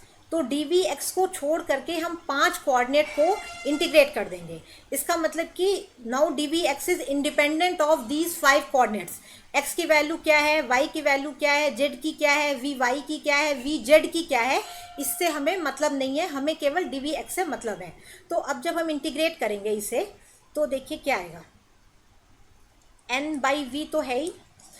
यहाँ पे जब हम dx dy dz पे इंटीग्रेट करेंगे तो हमें फिर से मिलेगा वॉल्यूम, फिर से हमें यहाँ वॉल्यूम मिलेगा। और जब हम यहाँ पे इंटीग्रेट करेंगे उसको हम पहले टर्म लिख देते हैं, बाद में इंटीग्रेट करेंगे, -infinitive to infinitive e⁻−12 beta m vy square dvy। एक टर्म ये हो गया और उसी के साथ दूसरा टर्म भी होगा, दूसरा टर्म होगा integration -infinitive to infinitive e⁻−12 beta m vz square dvz। लेकिन जो ये वाला टर्म है x वाला, इसको हम इंटीग्रेट नहीं करेंगे, इसको एज इट इज़ रखेंगे, -12 beta m vx square into dvx। तो ये देखिए जो डिफरेंस है उसको आप समझ लीजिए। इस इक्वेशन में हमने क्या किया, इस इक्वेशन में हम इंटरेस्टेड हैं in finding the velocity distribution in the x direction, dvx में हम इंटरेस्टेड हैं। इसलिए जो अदर 5 कोऑर्डिनेट्स थे dx dy dz dvy and dz, उनको हम इंटीग्रेट कर रहे हैं। जब हम dx dy dz को इंटीग्रेट करेंगे तो हमें सिंपली वॉल्यूम मिल जाएगा और वो वॉल्यूम टर्म हमने यहाँ पे लिख दिया, सिंपली वॉल्यूम मिलेगा और वो वॉल्यूम हमने यहाँ पे लिख दिया। और फिर हमने यहाँ vy को इंटीग्रेट कर दिया और यहाँ vz को इंटीग्रेट कर दिया है और इसको एज इट इज़ छोड़ दिया है। तो अब देखिए इंटीग्रेशन के बाद क्या आता है, तो इंटीग्रेशन के बाद आएगा ni लेफ्ट हैंड साइड पे dvx, it will remain as it is, then n/v into v cancel हो जाएगा, वॉल्यूम कैंसिल हो जाएगा, so it will be n, this will be n, simply n। और इसको जब हम इंटीग्रेट करेंगे vy वाले टर्म को, इसको इंटीग्रेट करेंगे तो ये फिर से देखिए ये कैसा दिख रहा है, ये वैसा ही दिख रहा है √π/α। इसका जो रिजल्ट आएगा दिस विल बी अगेन √π/α। तो इसकी जगह अब हम क्या लिखेंगे, इसकी जगह हम लिखेंगे √π/α। तो पाई और अल्फ़ा के लिए फिर ये 2 ऊपर चला जाएगा और ये आ जाएगा 2π/kT/m। और वैसे ही z के लिए भी आएगा 2π/kT/m, ये z के लिए भी ऐसा ही आ जाएगा।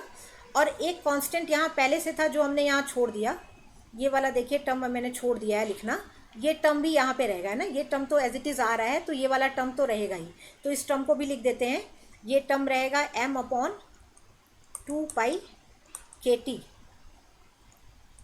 होल क्यूब और अंडर रूट, इसको हम 3/2 न लिख करके इसी तरह से लिख रहे हैं अंडर रूट में, तो ये क्यूब हो गया। तो ये देखिए सेम टर्म्स हैं, ये दोनों, ये तीनों एक तरह से सेम टर्म्स हैं, ये कैंसिल होंगे और फिर हमारे पास रह जाएगा e⁻−12 beta m vx square dvx।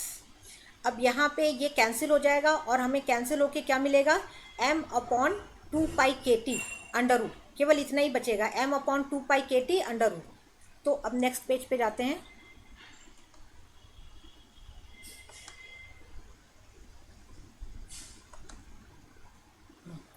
Next page पे अब हमारे पास क्या बच गया, n I D we x is equal to capital N, then we have m upon 2 pi के T to the power half, to the power half E to the power minus half M beta we x square D we x. ये जो आपको line मिली, this is the velocity distribution law, this is the velocity distribution law for the x axis. तो x axis में जो velocity है we x है, तो वी एक्स कैसे चेंज होगा उसका डिस्ट्रीब्यूशन लॉ ये है, N I D we x is equal to this much. अब अगर मान लीजिए आपसे पूछा जाए वी वाई के लिए क्या होगा, तो सिमिलर इक्वेशंस होंगी। सिमिलर इक्वेशंस में आपको क्या करना है, बस यहाँ वी एक्स की जगह पे आप वी वाई लिख देंगे, और यहाँ भी वी एक्स की जगह पे वी वाई लिखेंगे, और यहाँ पे भी वी एक्स की जगह पे वी वाई लिख देंगे। तो ये इसी को हम कहते हैं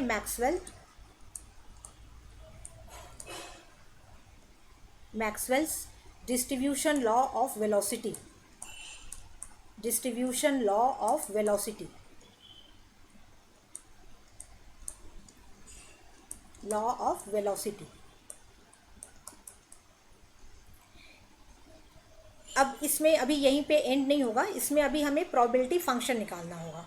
तो प्रोबेबिलिटी फंक्शन के लिए now we will write it as P we X, P we X means कि what is the probability of the particle having the velocity V X, V X होने की क्या प्रोबेबिलिटी है। तो प्रोबेबिलिटी आपको पता है by the definition, probability is the number of the particles having the velocity V X and then divided by the total number of the particles n।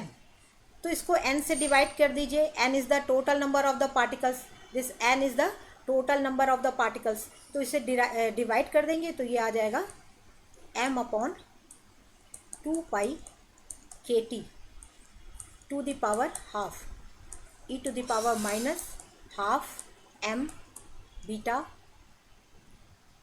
We x square, D we X नहीं लिखेंगे क्योंकि हमने इधर भी D we X नहीं लिखा है। तो P we x is equal to this much, this is known as the probability function for the velocity, probability function for the velocity, for the velocity। तो अगर क्वेश्चन में आपसे पूछा जाता है कि derive the Maxwell's distribution law of velocity, तो आप यहाँ तक इसे डिराइव करेंगे, यहाँ तक डिराइव कीजिए। लेकिन अगर नहीं भी पूछा जाता है तो भी आप प्रोबेबिलिटी फंक्शन लिख दीजिए, पी वी एक्स आप फिर भी निकाल के रखिए क्योंकि इससे बहुत चीज़ें अभी आगे आपको पता चलेंगी। और अगर ये पूछा जाता है कि डिराइव द प्रोबेबिलिटी फंक्शन, तो भी आपको पी वी एक्स तो तब निकालना ही पड़ेगा, है ना। तो इसलिए पी वी एक्स को निकालना है। अब थोड़ा सा देखते हैं कि ये जो फंक्शन आ रहा है इस फंक्शन का शेप क्या है। थोड़ा सा ये देख लीजिए कि ये फंक्शन कैसा है, ये फंक्शन सिमेट्रिकल होगा या कैसा फंक्शन होगा, इसको देखते हैं। एक minute,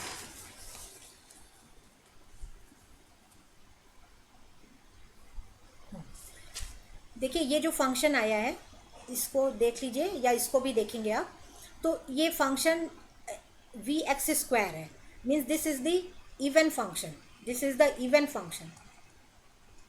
even function, even function का मतलब क्या हुआ, इवन फंक्शन वो फंक्शन होता है कि अगर हम वी एक्स की जगह माइनस वी एक्स भी रखेंगे तो सेम वैल्यू आए। तो यहाँ पे आप देखिए कि चूंकि वी एक्स स्क्वायर है, we have the term V x square, V x square. तो अगर हम वी एक्स की जगह माइनस वी एक्स रखते हैं तो भी हमें सेम प्रोबेबिलिटी मिलेगा। इसका मतलब कि ये जो प्रोबेबिलिटी डिस्ट्रीब्यूशन है वेलोसिटी का, ये सिमेट्रिकल है, सिमेट्रिकल।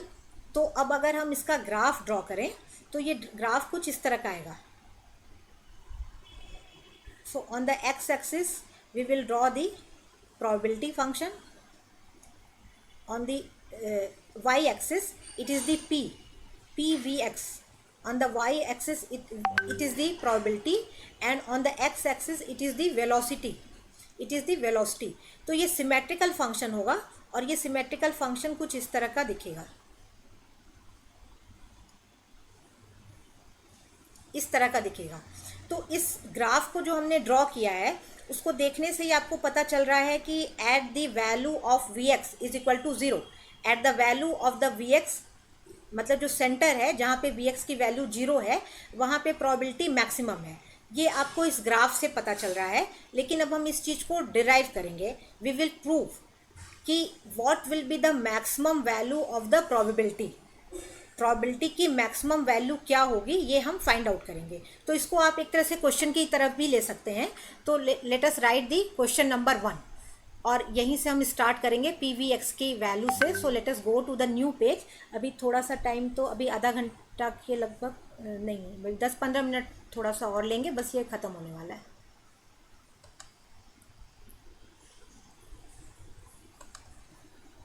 तो यहाँ पे हम सबसे पहले लिख देते हैं probability function P we x.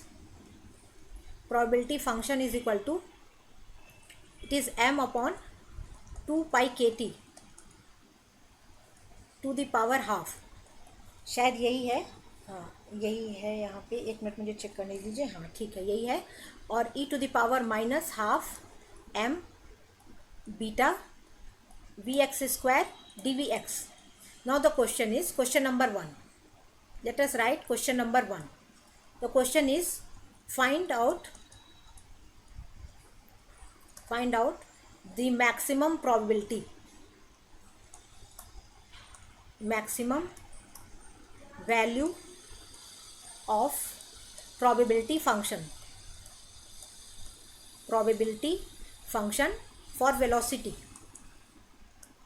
function for velocity। तो मीन्स हमें निकालना है कि what is the p we x max, maximum value क्या होगी। तो ये आसानी है, जैसे आपको पता है कि कोई भी फंक्शन है और उस फंक्शन का हमें मैक्सिमा या मिनिमा निकालना होता है, तो सबसे पहले हम क्या करते हैं, सबसे पहले हम उसका फर्स्ट डेरिवेटिव निकालते हैं और उस फर्स्ट डेरिवेटिव को जीरो कर देते हैं। तो यहाँ पे हम फर्स्ट डेरिवेटिव निकालते हैं। तो इसको लिखेंगे, इसको लिखिए आप D P we X D we x is equal to zero. और चलिए इसको निकाल लेते हैं फर्स्ट डेरिवेटिव। तो फर्स्ट डेरिवेटिव में m अपॉन 2 पाई के T to the power half, ये तो एज इट इज़ रहेगा। और फिर ये जो फंक्शन है e टू द पावर, वो भी आ जाएगा, e to the power minus half m beta we x square as it is रहेगा। और फिर हम डिफ्रेंशिएशन करेंगे इसका, माइनस हाफ m बीटा, इस पोर्शन का डिफ्रेंशिएशन करेंगे।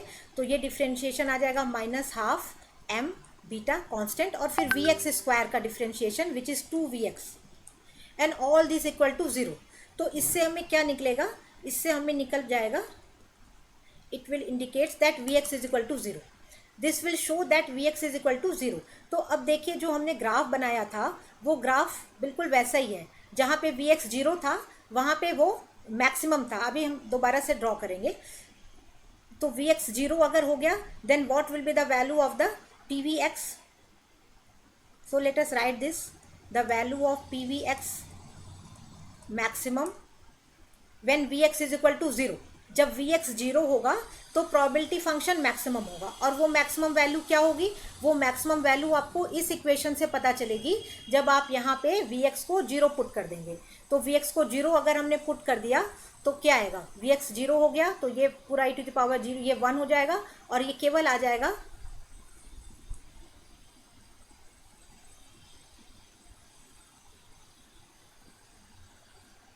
m अपॉन 2 पाई के T to the power half.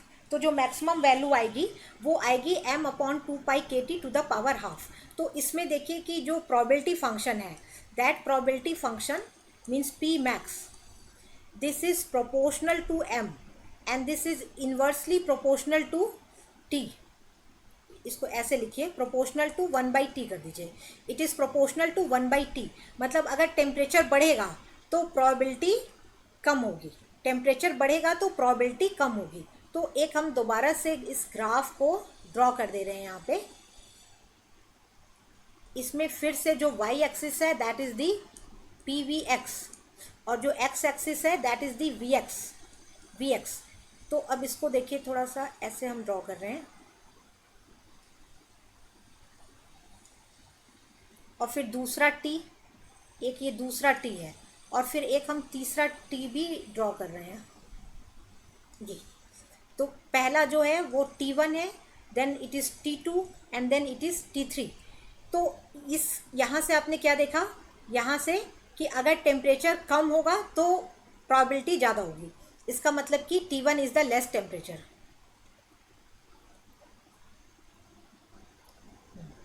So T1 is less than T2 which is less than T3। तो ये रिलेशन है इस ग्राफ में, जितना टेम्परेचर बढ़ता जाएगा वैसे ही प्रोबेबिलिटी फंक्शन कम होता जाएगा, उसकी मैक्सिमम वैल्यू कम होती जाएगी, और कम होने के साथ ही साथ उसका जो डिस्ट्रीब्यूशन है, जो उसका फैलाव है, वो फैलाव बढ़ता जाएगा, मतलब वो स्टीप नहीं रहेगा बल्कि वो फैलता जाएगा। तो ये एक हो गया।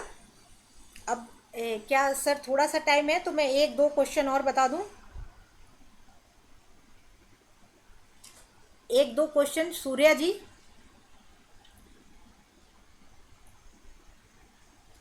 एक दो क्वेश्चन और कर दें, छोटे छोटे क्वेश्चन है। आपकी आवाज नहीं आ रही है, मेरी आवाज आ रही है क्या? हाँ हाँ हाँ हाँ ठीक है। तो एक क्वेश्चन बच्चों, हम लोगों ने एक क्वेश्चन कर लिया, जिसमें क्वेश्चन नंबर 1 था, जिसमें हमने निकाला था what is the value of the PVX max.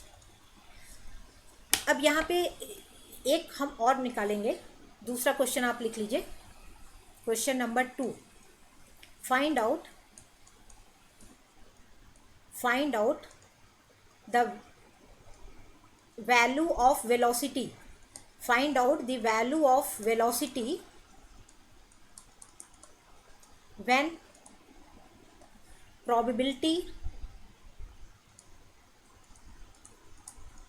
probability function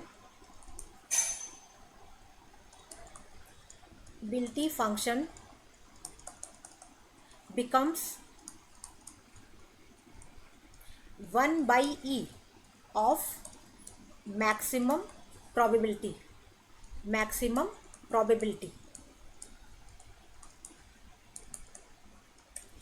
तो क्वेश्चन को पहले समझ लेते हैं। हमने अभी क्या निकाला था, हमने निकाला था कि what is the value of the maximum probability, और जो मैक्सिमम प्रोबेबिलिटी की वैल्यू आई थी वो वैल्यू आई थी m/2π/kT।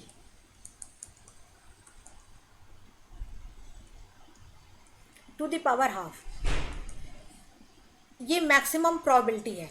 और अब हमें क्या निकालना है, और मैक्सिमम प्रोबेबिलिटी के करस्पॉन्डिंग Vx की वैल्यू क्या थी, Vx की वैल्यू 0 थी।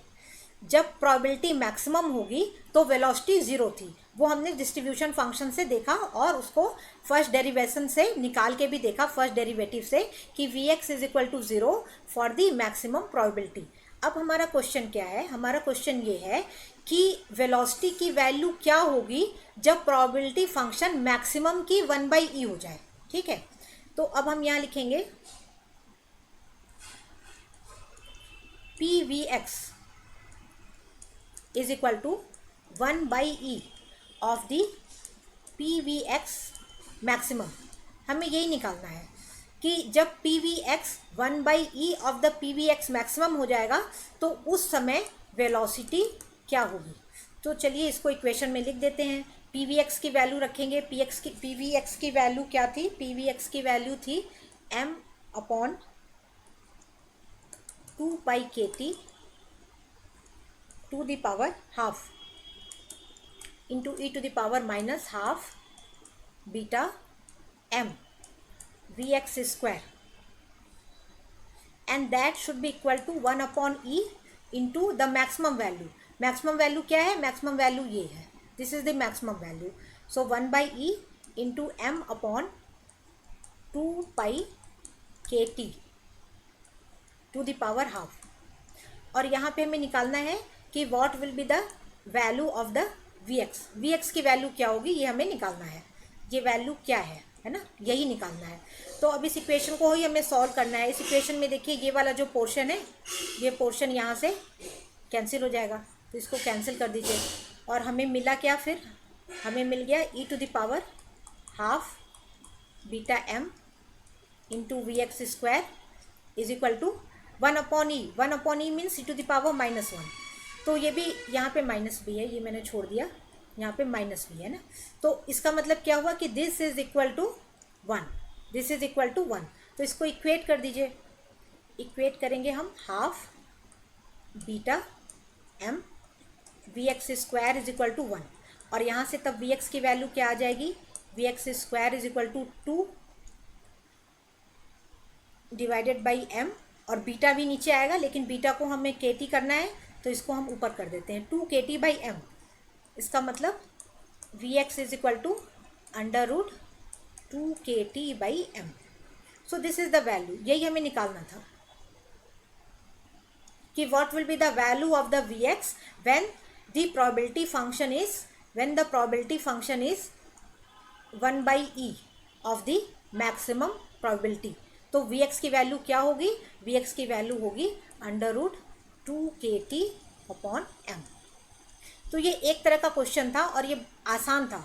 अब आपके पास एक दूसरे तरह का भी क्वेश्चन हो सकता है जिसको आप लिख लीजिए क्वेश्चन नंबर 3, और हम आपको बस यहीं पे बता दे रहे हैं कि अगर मान लीजिए यही क्वेश्चन है और इसमें कह रहा है कि find out the value of velocity when the probability function becomes 1/10 of maximum probability. देखिए यहाँ पे 1/e था, जब ये 1/e था तो आपके लिए बहुत आसान था, क्योंकि यहाँ पे आपने सिंपली क्या किया था, सिंपली आपने e टू द पावर -1 कर दिया और इसको इक्वेट कर दिया, तो बहुत आसानी से Vx की वैल्यू निकल गई। लेकिन जब ये 1/10 होगा तो कोई मुश्किल नहीं है, 1/10 के लिए भी आप बिल्कुल इसी तरह प्रोसीड कीजिए, और यहाँ पे इस जगह पे लिख दीजिए 1/10, इस जगह पे लिखेंगे 1/e की जगह लिखेंगे 1/10। और जब आप इस जगह पे आएंगे, जब इस पॉइंट पे आ जाएंगे, तो इस पॉइंट पे क्या करेंगे कि ये e टू द पावर -1 जैसा नहीं होगा, ठीक है, यहाँ पे 1/10 वाला फैक्टर होगा, तो दोनों तरफ का तब लॉग ले लीजिए, उस टाइम में दोनों तरफ का लॉग लीजिए एट द बेस e। जब बेस ई पे दोनों तरफ का लॉग लेंगे तो ये वाला देखिए ख़त्म हो जाएगा, जब इधर का लॉग लेंगे तो ये simply -12 beta M we x square हो जाएगा, और यहाँ पे log at the base e जो भी फैक्टर होगा, और फिर बेस ई को बेस 10 पे कन्वर्ट कर दीजिए 2.303 से मल्टीप्लाई करके, जो वैल्यू है उसके लॉग देख लीजिए लॉग टेबल में, तो वहाँ से आपको आंसर मिल जाएगा। इसका जो आंसर है मैं वो लिख दे रही हूँ, आप लोग इसको एज अ होमवर्क मान के कर लीजिएगा। क्वेश्चन नंबर 3 लिखिएगा, है ना, अपनी कॉपी में क्वेश्चन नंबर 3 लिखिएगा, और उसमें बस इतना अंतर कीजिएगा कि 1/e की जगह 1/10 लिख दीजिएगा, और उसका जो आंसर आएगा वो मैं यहाँ लिख रही हूँ, आप लोग मैच कर लीजिएगा। Vx will be equal to under root 4.6 kT upon m. जैसे यहाँ पे आया था under root 2 kT by m, तो यहाँ पे आएगा 4.6 under root kT by m. तो ये 3 क्वेश्चन हो गए। बस अब छोटा छोटा सा 2 क्वेश्चन और मैं आपको बताती हूँ, एवरेज निकालना किसी भी प्रॉपर्टी का, और फिर हम इसे एंड कर देंगे।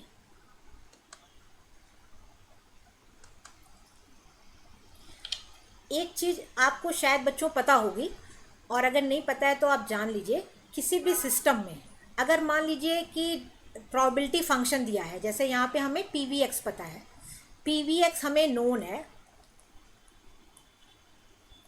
तो किसी भी क्वांटिटी का जब एवरेज निकालना होता है तो कैसे निकालते हैं। जैसे मान लीजिए अगर हमने आपसे कहा कि find the average of the Vx का एवरेज निकालिए, तो इसका एवरेज निकालने का तरीका है integration -infinitive to infinitive the probability function into that property Vx into dVx। इससे हम इसका एवरेज निकालेंगे, और अगर ऐसे कई क्वेश्चन बन सकते हैं तो इसको आप लिख लीजिए क्वेश्चन नंबर 4, और अब लिखिए क्वेश्चन नंबर 5। क्वेश्चन नंबर 5 में आपको निकालना है Vx स्क्वायर का एवरेज निकालना है। ये जो साइन हमने लिखा है ये एवरेज को डिनोट करता है। कभी कभी ऐसे भी आप कहीं कहीं पा सकते हैं, ऐसे बार लिख देते हैं तो वो भी एवरेज को डिनोट करता है, लेकिन फिलहाल हमने यहाँ पे इसे ऐसे लिखा हुआ है, and this will be equal to -minus infinitive to infinitive then PVX distribution function, probability distribution function, and now it will be Vx square and then dVx। अब जब हम इस फंक्शन पे आएंगे तो इस फंक्शन को देखिए हम सॉल्व नहीं कर रहे हैं, बिल्कुल हम आपको इसका शॉर्ट में ही बता दे रहे हैं। पी वी एक्स क्या था, पी वी एक्स था सम कांस्टेंट इनटू, ये सम कांस्टेंट है ना, वो जो m अपॉन 2 पाई KT आता है वो मैं लिख नहीं रही हूँ, ये कांस्टेंट है, and e to the power minus half m beta we x square है ना, और फिर हमने इसे वी एक्स से मल्टीप्लाई कर दिया and then d we x. तो ये जो इंटीग्रेशन है, this integration is minus infinitive to plus infinitive.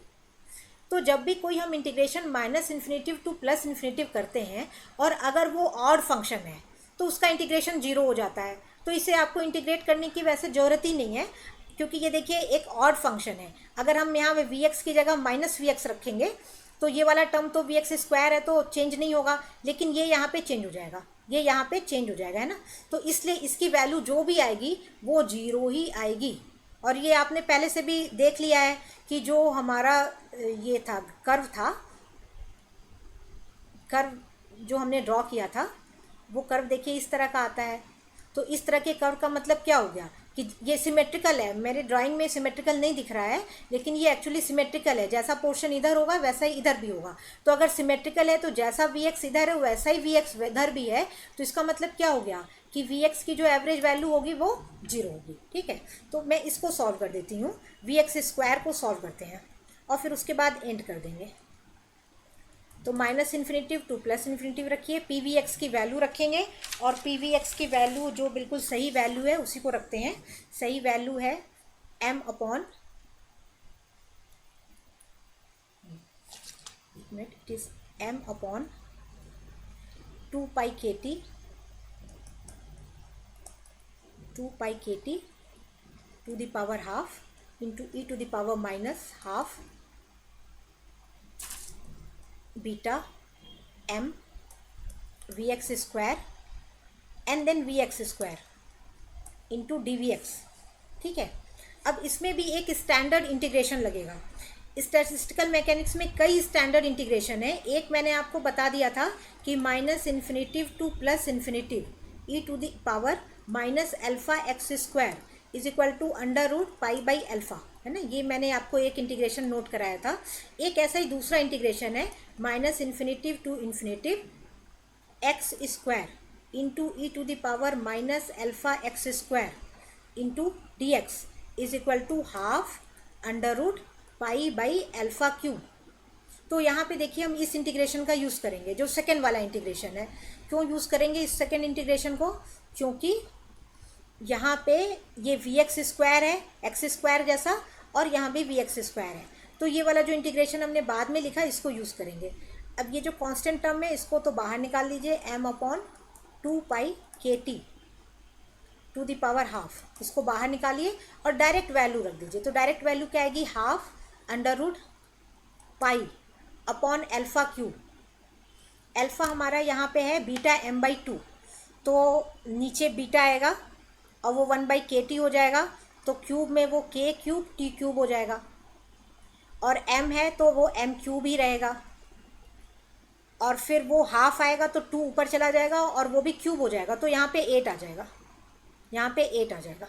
ठीक, अब ये दोनों कुछ कैंसिल हो जाएंगे। यहाँ पे भी देखिए m अपॉन 2 पाई KT है और यहाँ पे भी वही चीज़ है, तो ये थोड़ा कैंसिल हो जाएगा और ये कैंसिल होके आ जाएगा 4 पाई पाई भी कैंसिल हो जाएगा और ये आएगा 4 K square T square upon m square to the power half under root and then a factor half. जो पहले से ही फैक्टर बाहर है, ये वाला फैक्टर, ये वाला वो पहले से ही बाहर रहेगा, तो इसको और सॉल्व कर दीजिए हाफ, और यहाँ से 2KT/m आएगा बाहर, 2KT/m, तो ये 2 और ये 2 कैंसिल हो जाएगा और केवल आ जाएगा KT upon m। So this is the answer. V x square का एवरेज क्या होगा, वो KT/m होगा।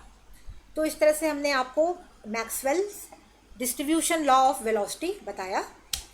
अब अगर कभी आप पढ़ते हैं Maxwell distribution law of speed, तो वो थोड़ा सा डिफरेंट होता है। वहाँ पे जो फंक्शन है वो तो वहीं से हम स्टार्ट करते हैं ni is equal to a into E to the power minus beta EI से, लेकिन वहाँ पे चूँकि स्पीड है तो हम उसको Vx, Vy और Vz में डिफ्रेंशिएट नहीं करेंगे, सिंपली v लिखेंगे, हाफ mv स्क्वायर लिख देंगे, केवल हाफ mv स्क्वायर। जैसे हमने यहाँ पे we x square, v Y square, v Z square में अलग अलग किया है, तो स्पीड के लिए ऐसा नहीं करेंगे। स्पीड के लिए केवल वी स्क्वायर लिख देंगे। दूसरा अंतर ये आएगा कि यहाँ पे जो भी इंटीग्रेशन है वो minus infinitive to plus infinitive है, वहाँ पे ज़ीरो टू इन्फिनेटिव होगा, क्योंकि डायरेक्शन से मतलब नहीं है वहाँ पे, इसलिए ज़ीरो टू इन्फिनेटिव का इंटीग्रेशन वहाँ पे होगा। और फिर आप लोग को याद होगा कि स्पीड में 3 तरह की स्पीड आती हैं। I am not going to derive that, क्योंकि वो आपके सिलेबस में मेंशन नहीं है, लेकिन बस हम आपको यहाँ पे लिख देते हैं। केमिस्ट्री में पढ़ा होगा आपने, वहाँ पे भी एक देखिए एवरेज स्पीड आती है। एक मिनट, बस न्यू पेज पे जाके, बस ये लास्ट है, इसको बस हम ख़त्म करेंगे। स्पीड को बस हम आपको बता दे रहे हैं।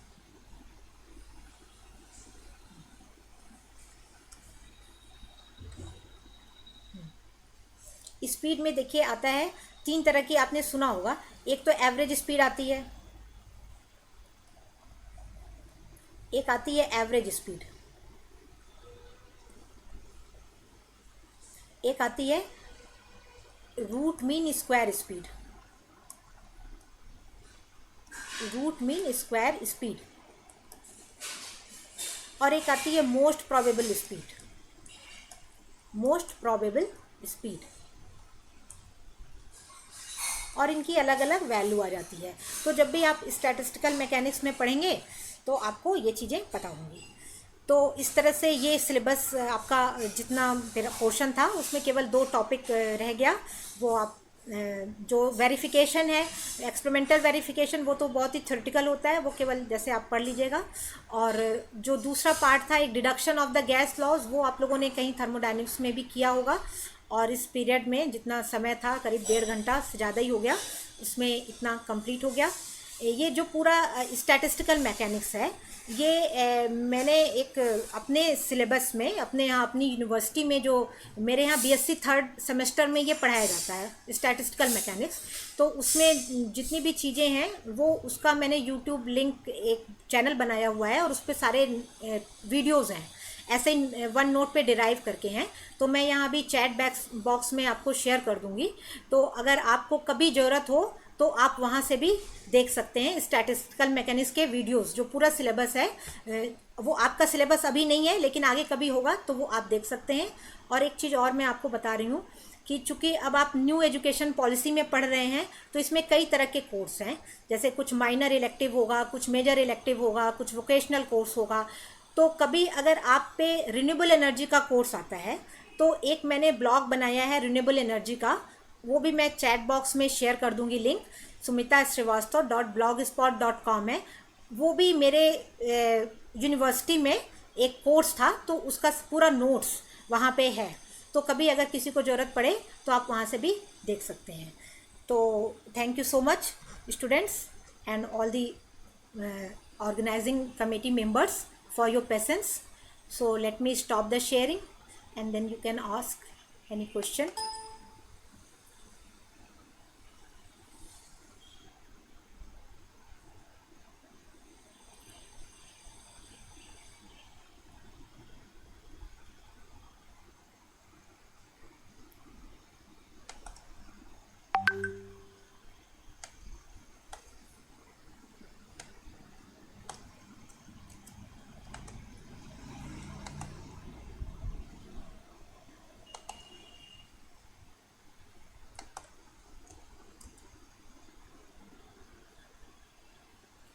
अच्छा, डिग्री ऑफ फ्रीडम कैसे डिफाइन करेंगे? ठीक है, ऐसे तो शायद बच्चे, तुमने शायद थोड़ा लेट में जुड़े होगे, लेकिन फिर भी मैं बताती हूँ आपको, दोबारा से बता देती हूँ। 1 मिनट, मैं ये शेयर कर रही हूँ। ये मैंने यूट्यूब का एक लिंक शेयर कर दिया है जहाँ पे होगा। हाँ, तो डिग्री ऑफ फ्रीडम तो जैसे हमने डिफाइन किया था कि अगर कोई भी डायनेमिकल सिस्टम है, तो उस डायनेमिकल सिस्टम में कितने इंडिपेंडेंट मोशन होते हैं। जितने भी इंडिपेंडेंट मोशन होंगे वो डिग्री ऑफ फ्रीडम होंगे। जैसे मान लीजिए ट्रांसलेशनल मोशन है, तो एक्स वाई जेड डायरेक्शन में होगा, तो x y z direction 3 independent motion हो गए, तो उसको हम 3 डिग्री ऑफ फ्रीडम कहेंगे। अगर हम रोटेशनल भी लें, तो जितने अलग अलग मेथड्स हैं मोशन के जो एक दूसरे से इंडिपेंडेंट हैं, उन्हें ही हम डिग्री ऑफ फ्रीडम कहते हैं। तो डिटेल में ऐसे तो हमने काफ़ी बता दिया क्योंकि वो तो सिलेबस का पोर्शन ही था। तो आप फिर से ये यहाँ भी जो है वो दिखेगा आपको, जो वीडियो इन लोगों ने बताई होगी। एक क्वेश्चन है, ma'am if a bird flying in the sky then how many degrees of freedom bird है।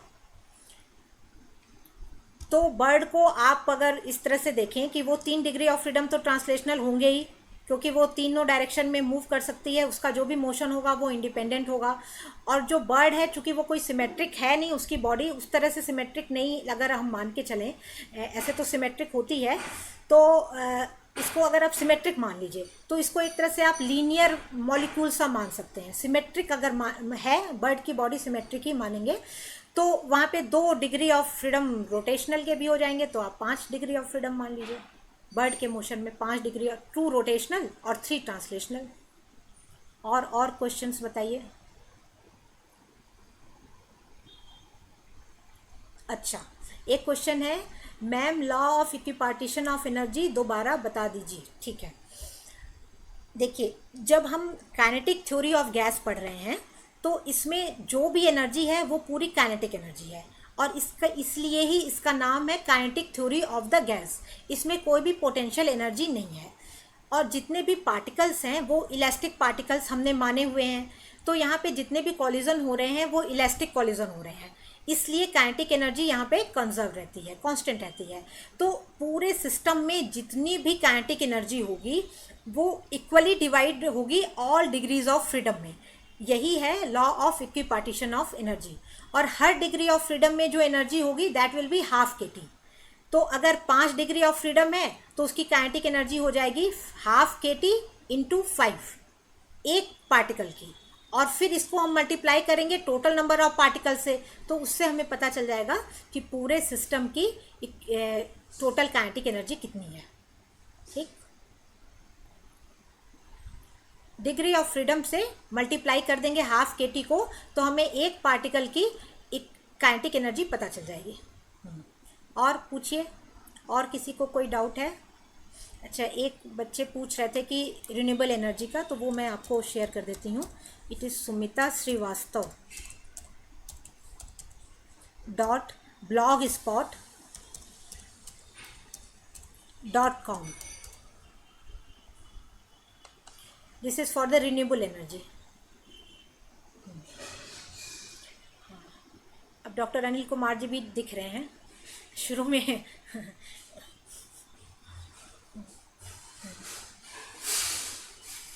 ओके ओके,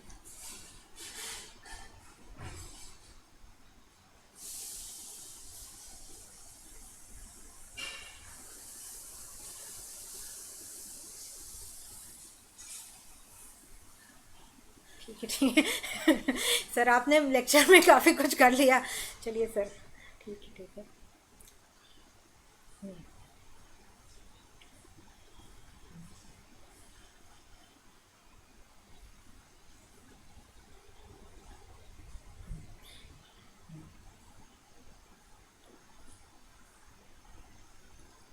तो मैं इसका पीपीटी शेयर करूंगी, और ये जो मैंने वन नोट में जो डेरिवेशन किया है उसका पीडीएफ बना के उसे भी शेयर कर दूंगी।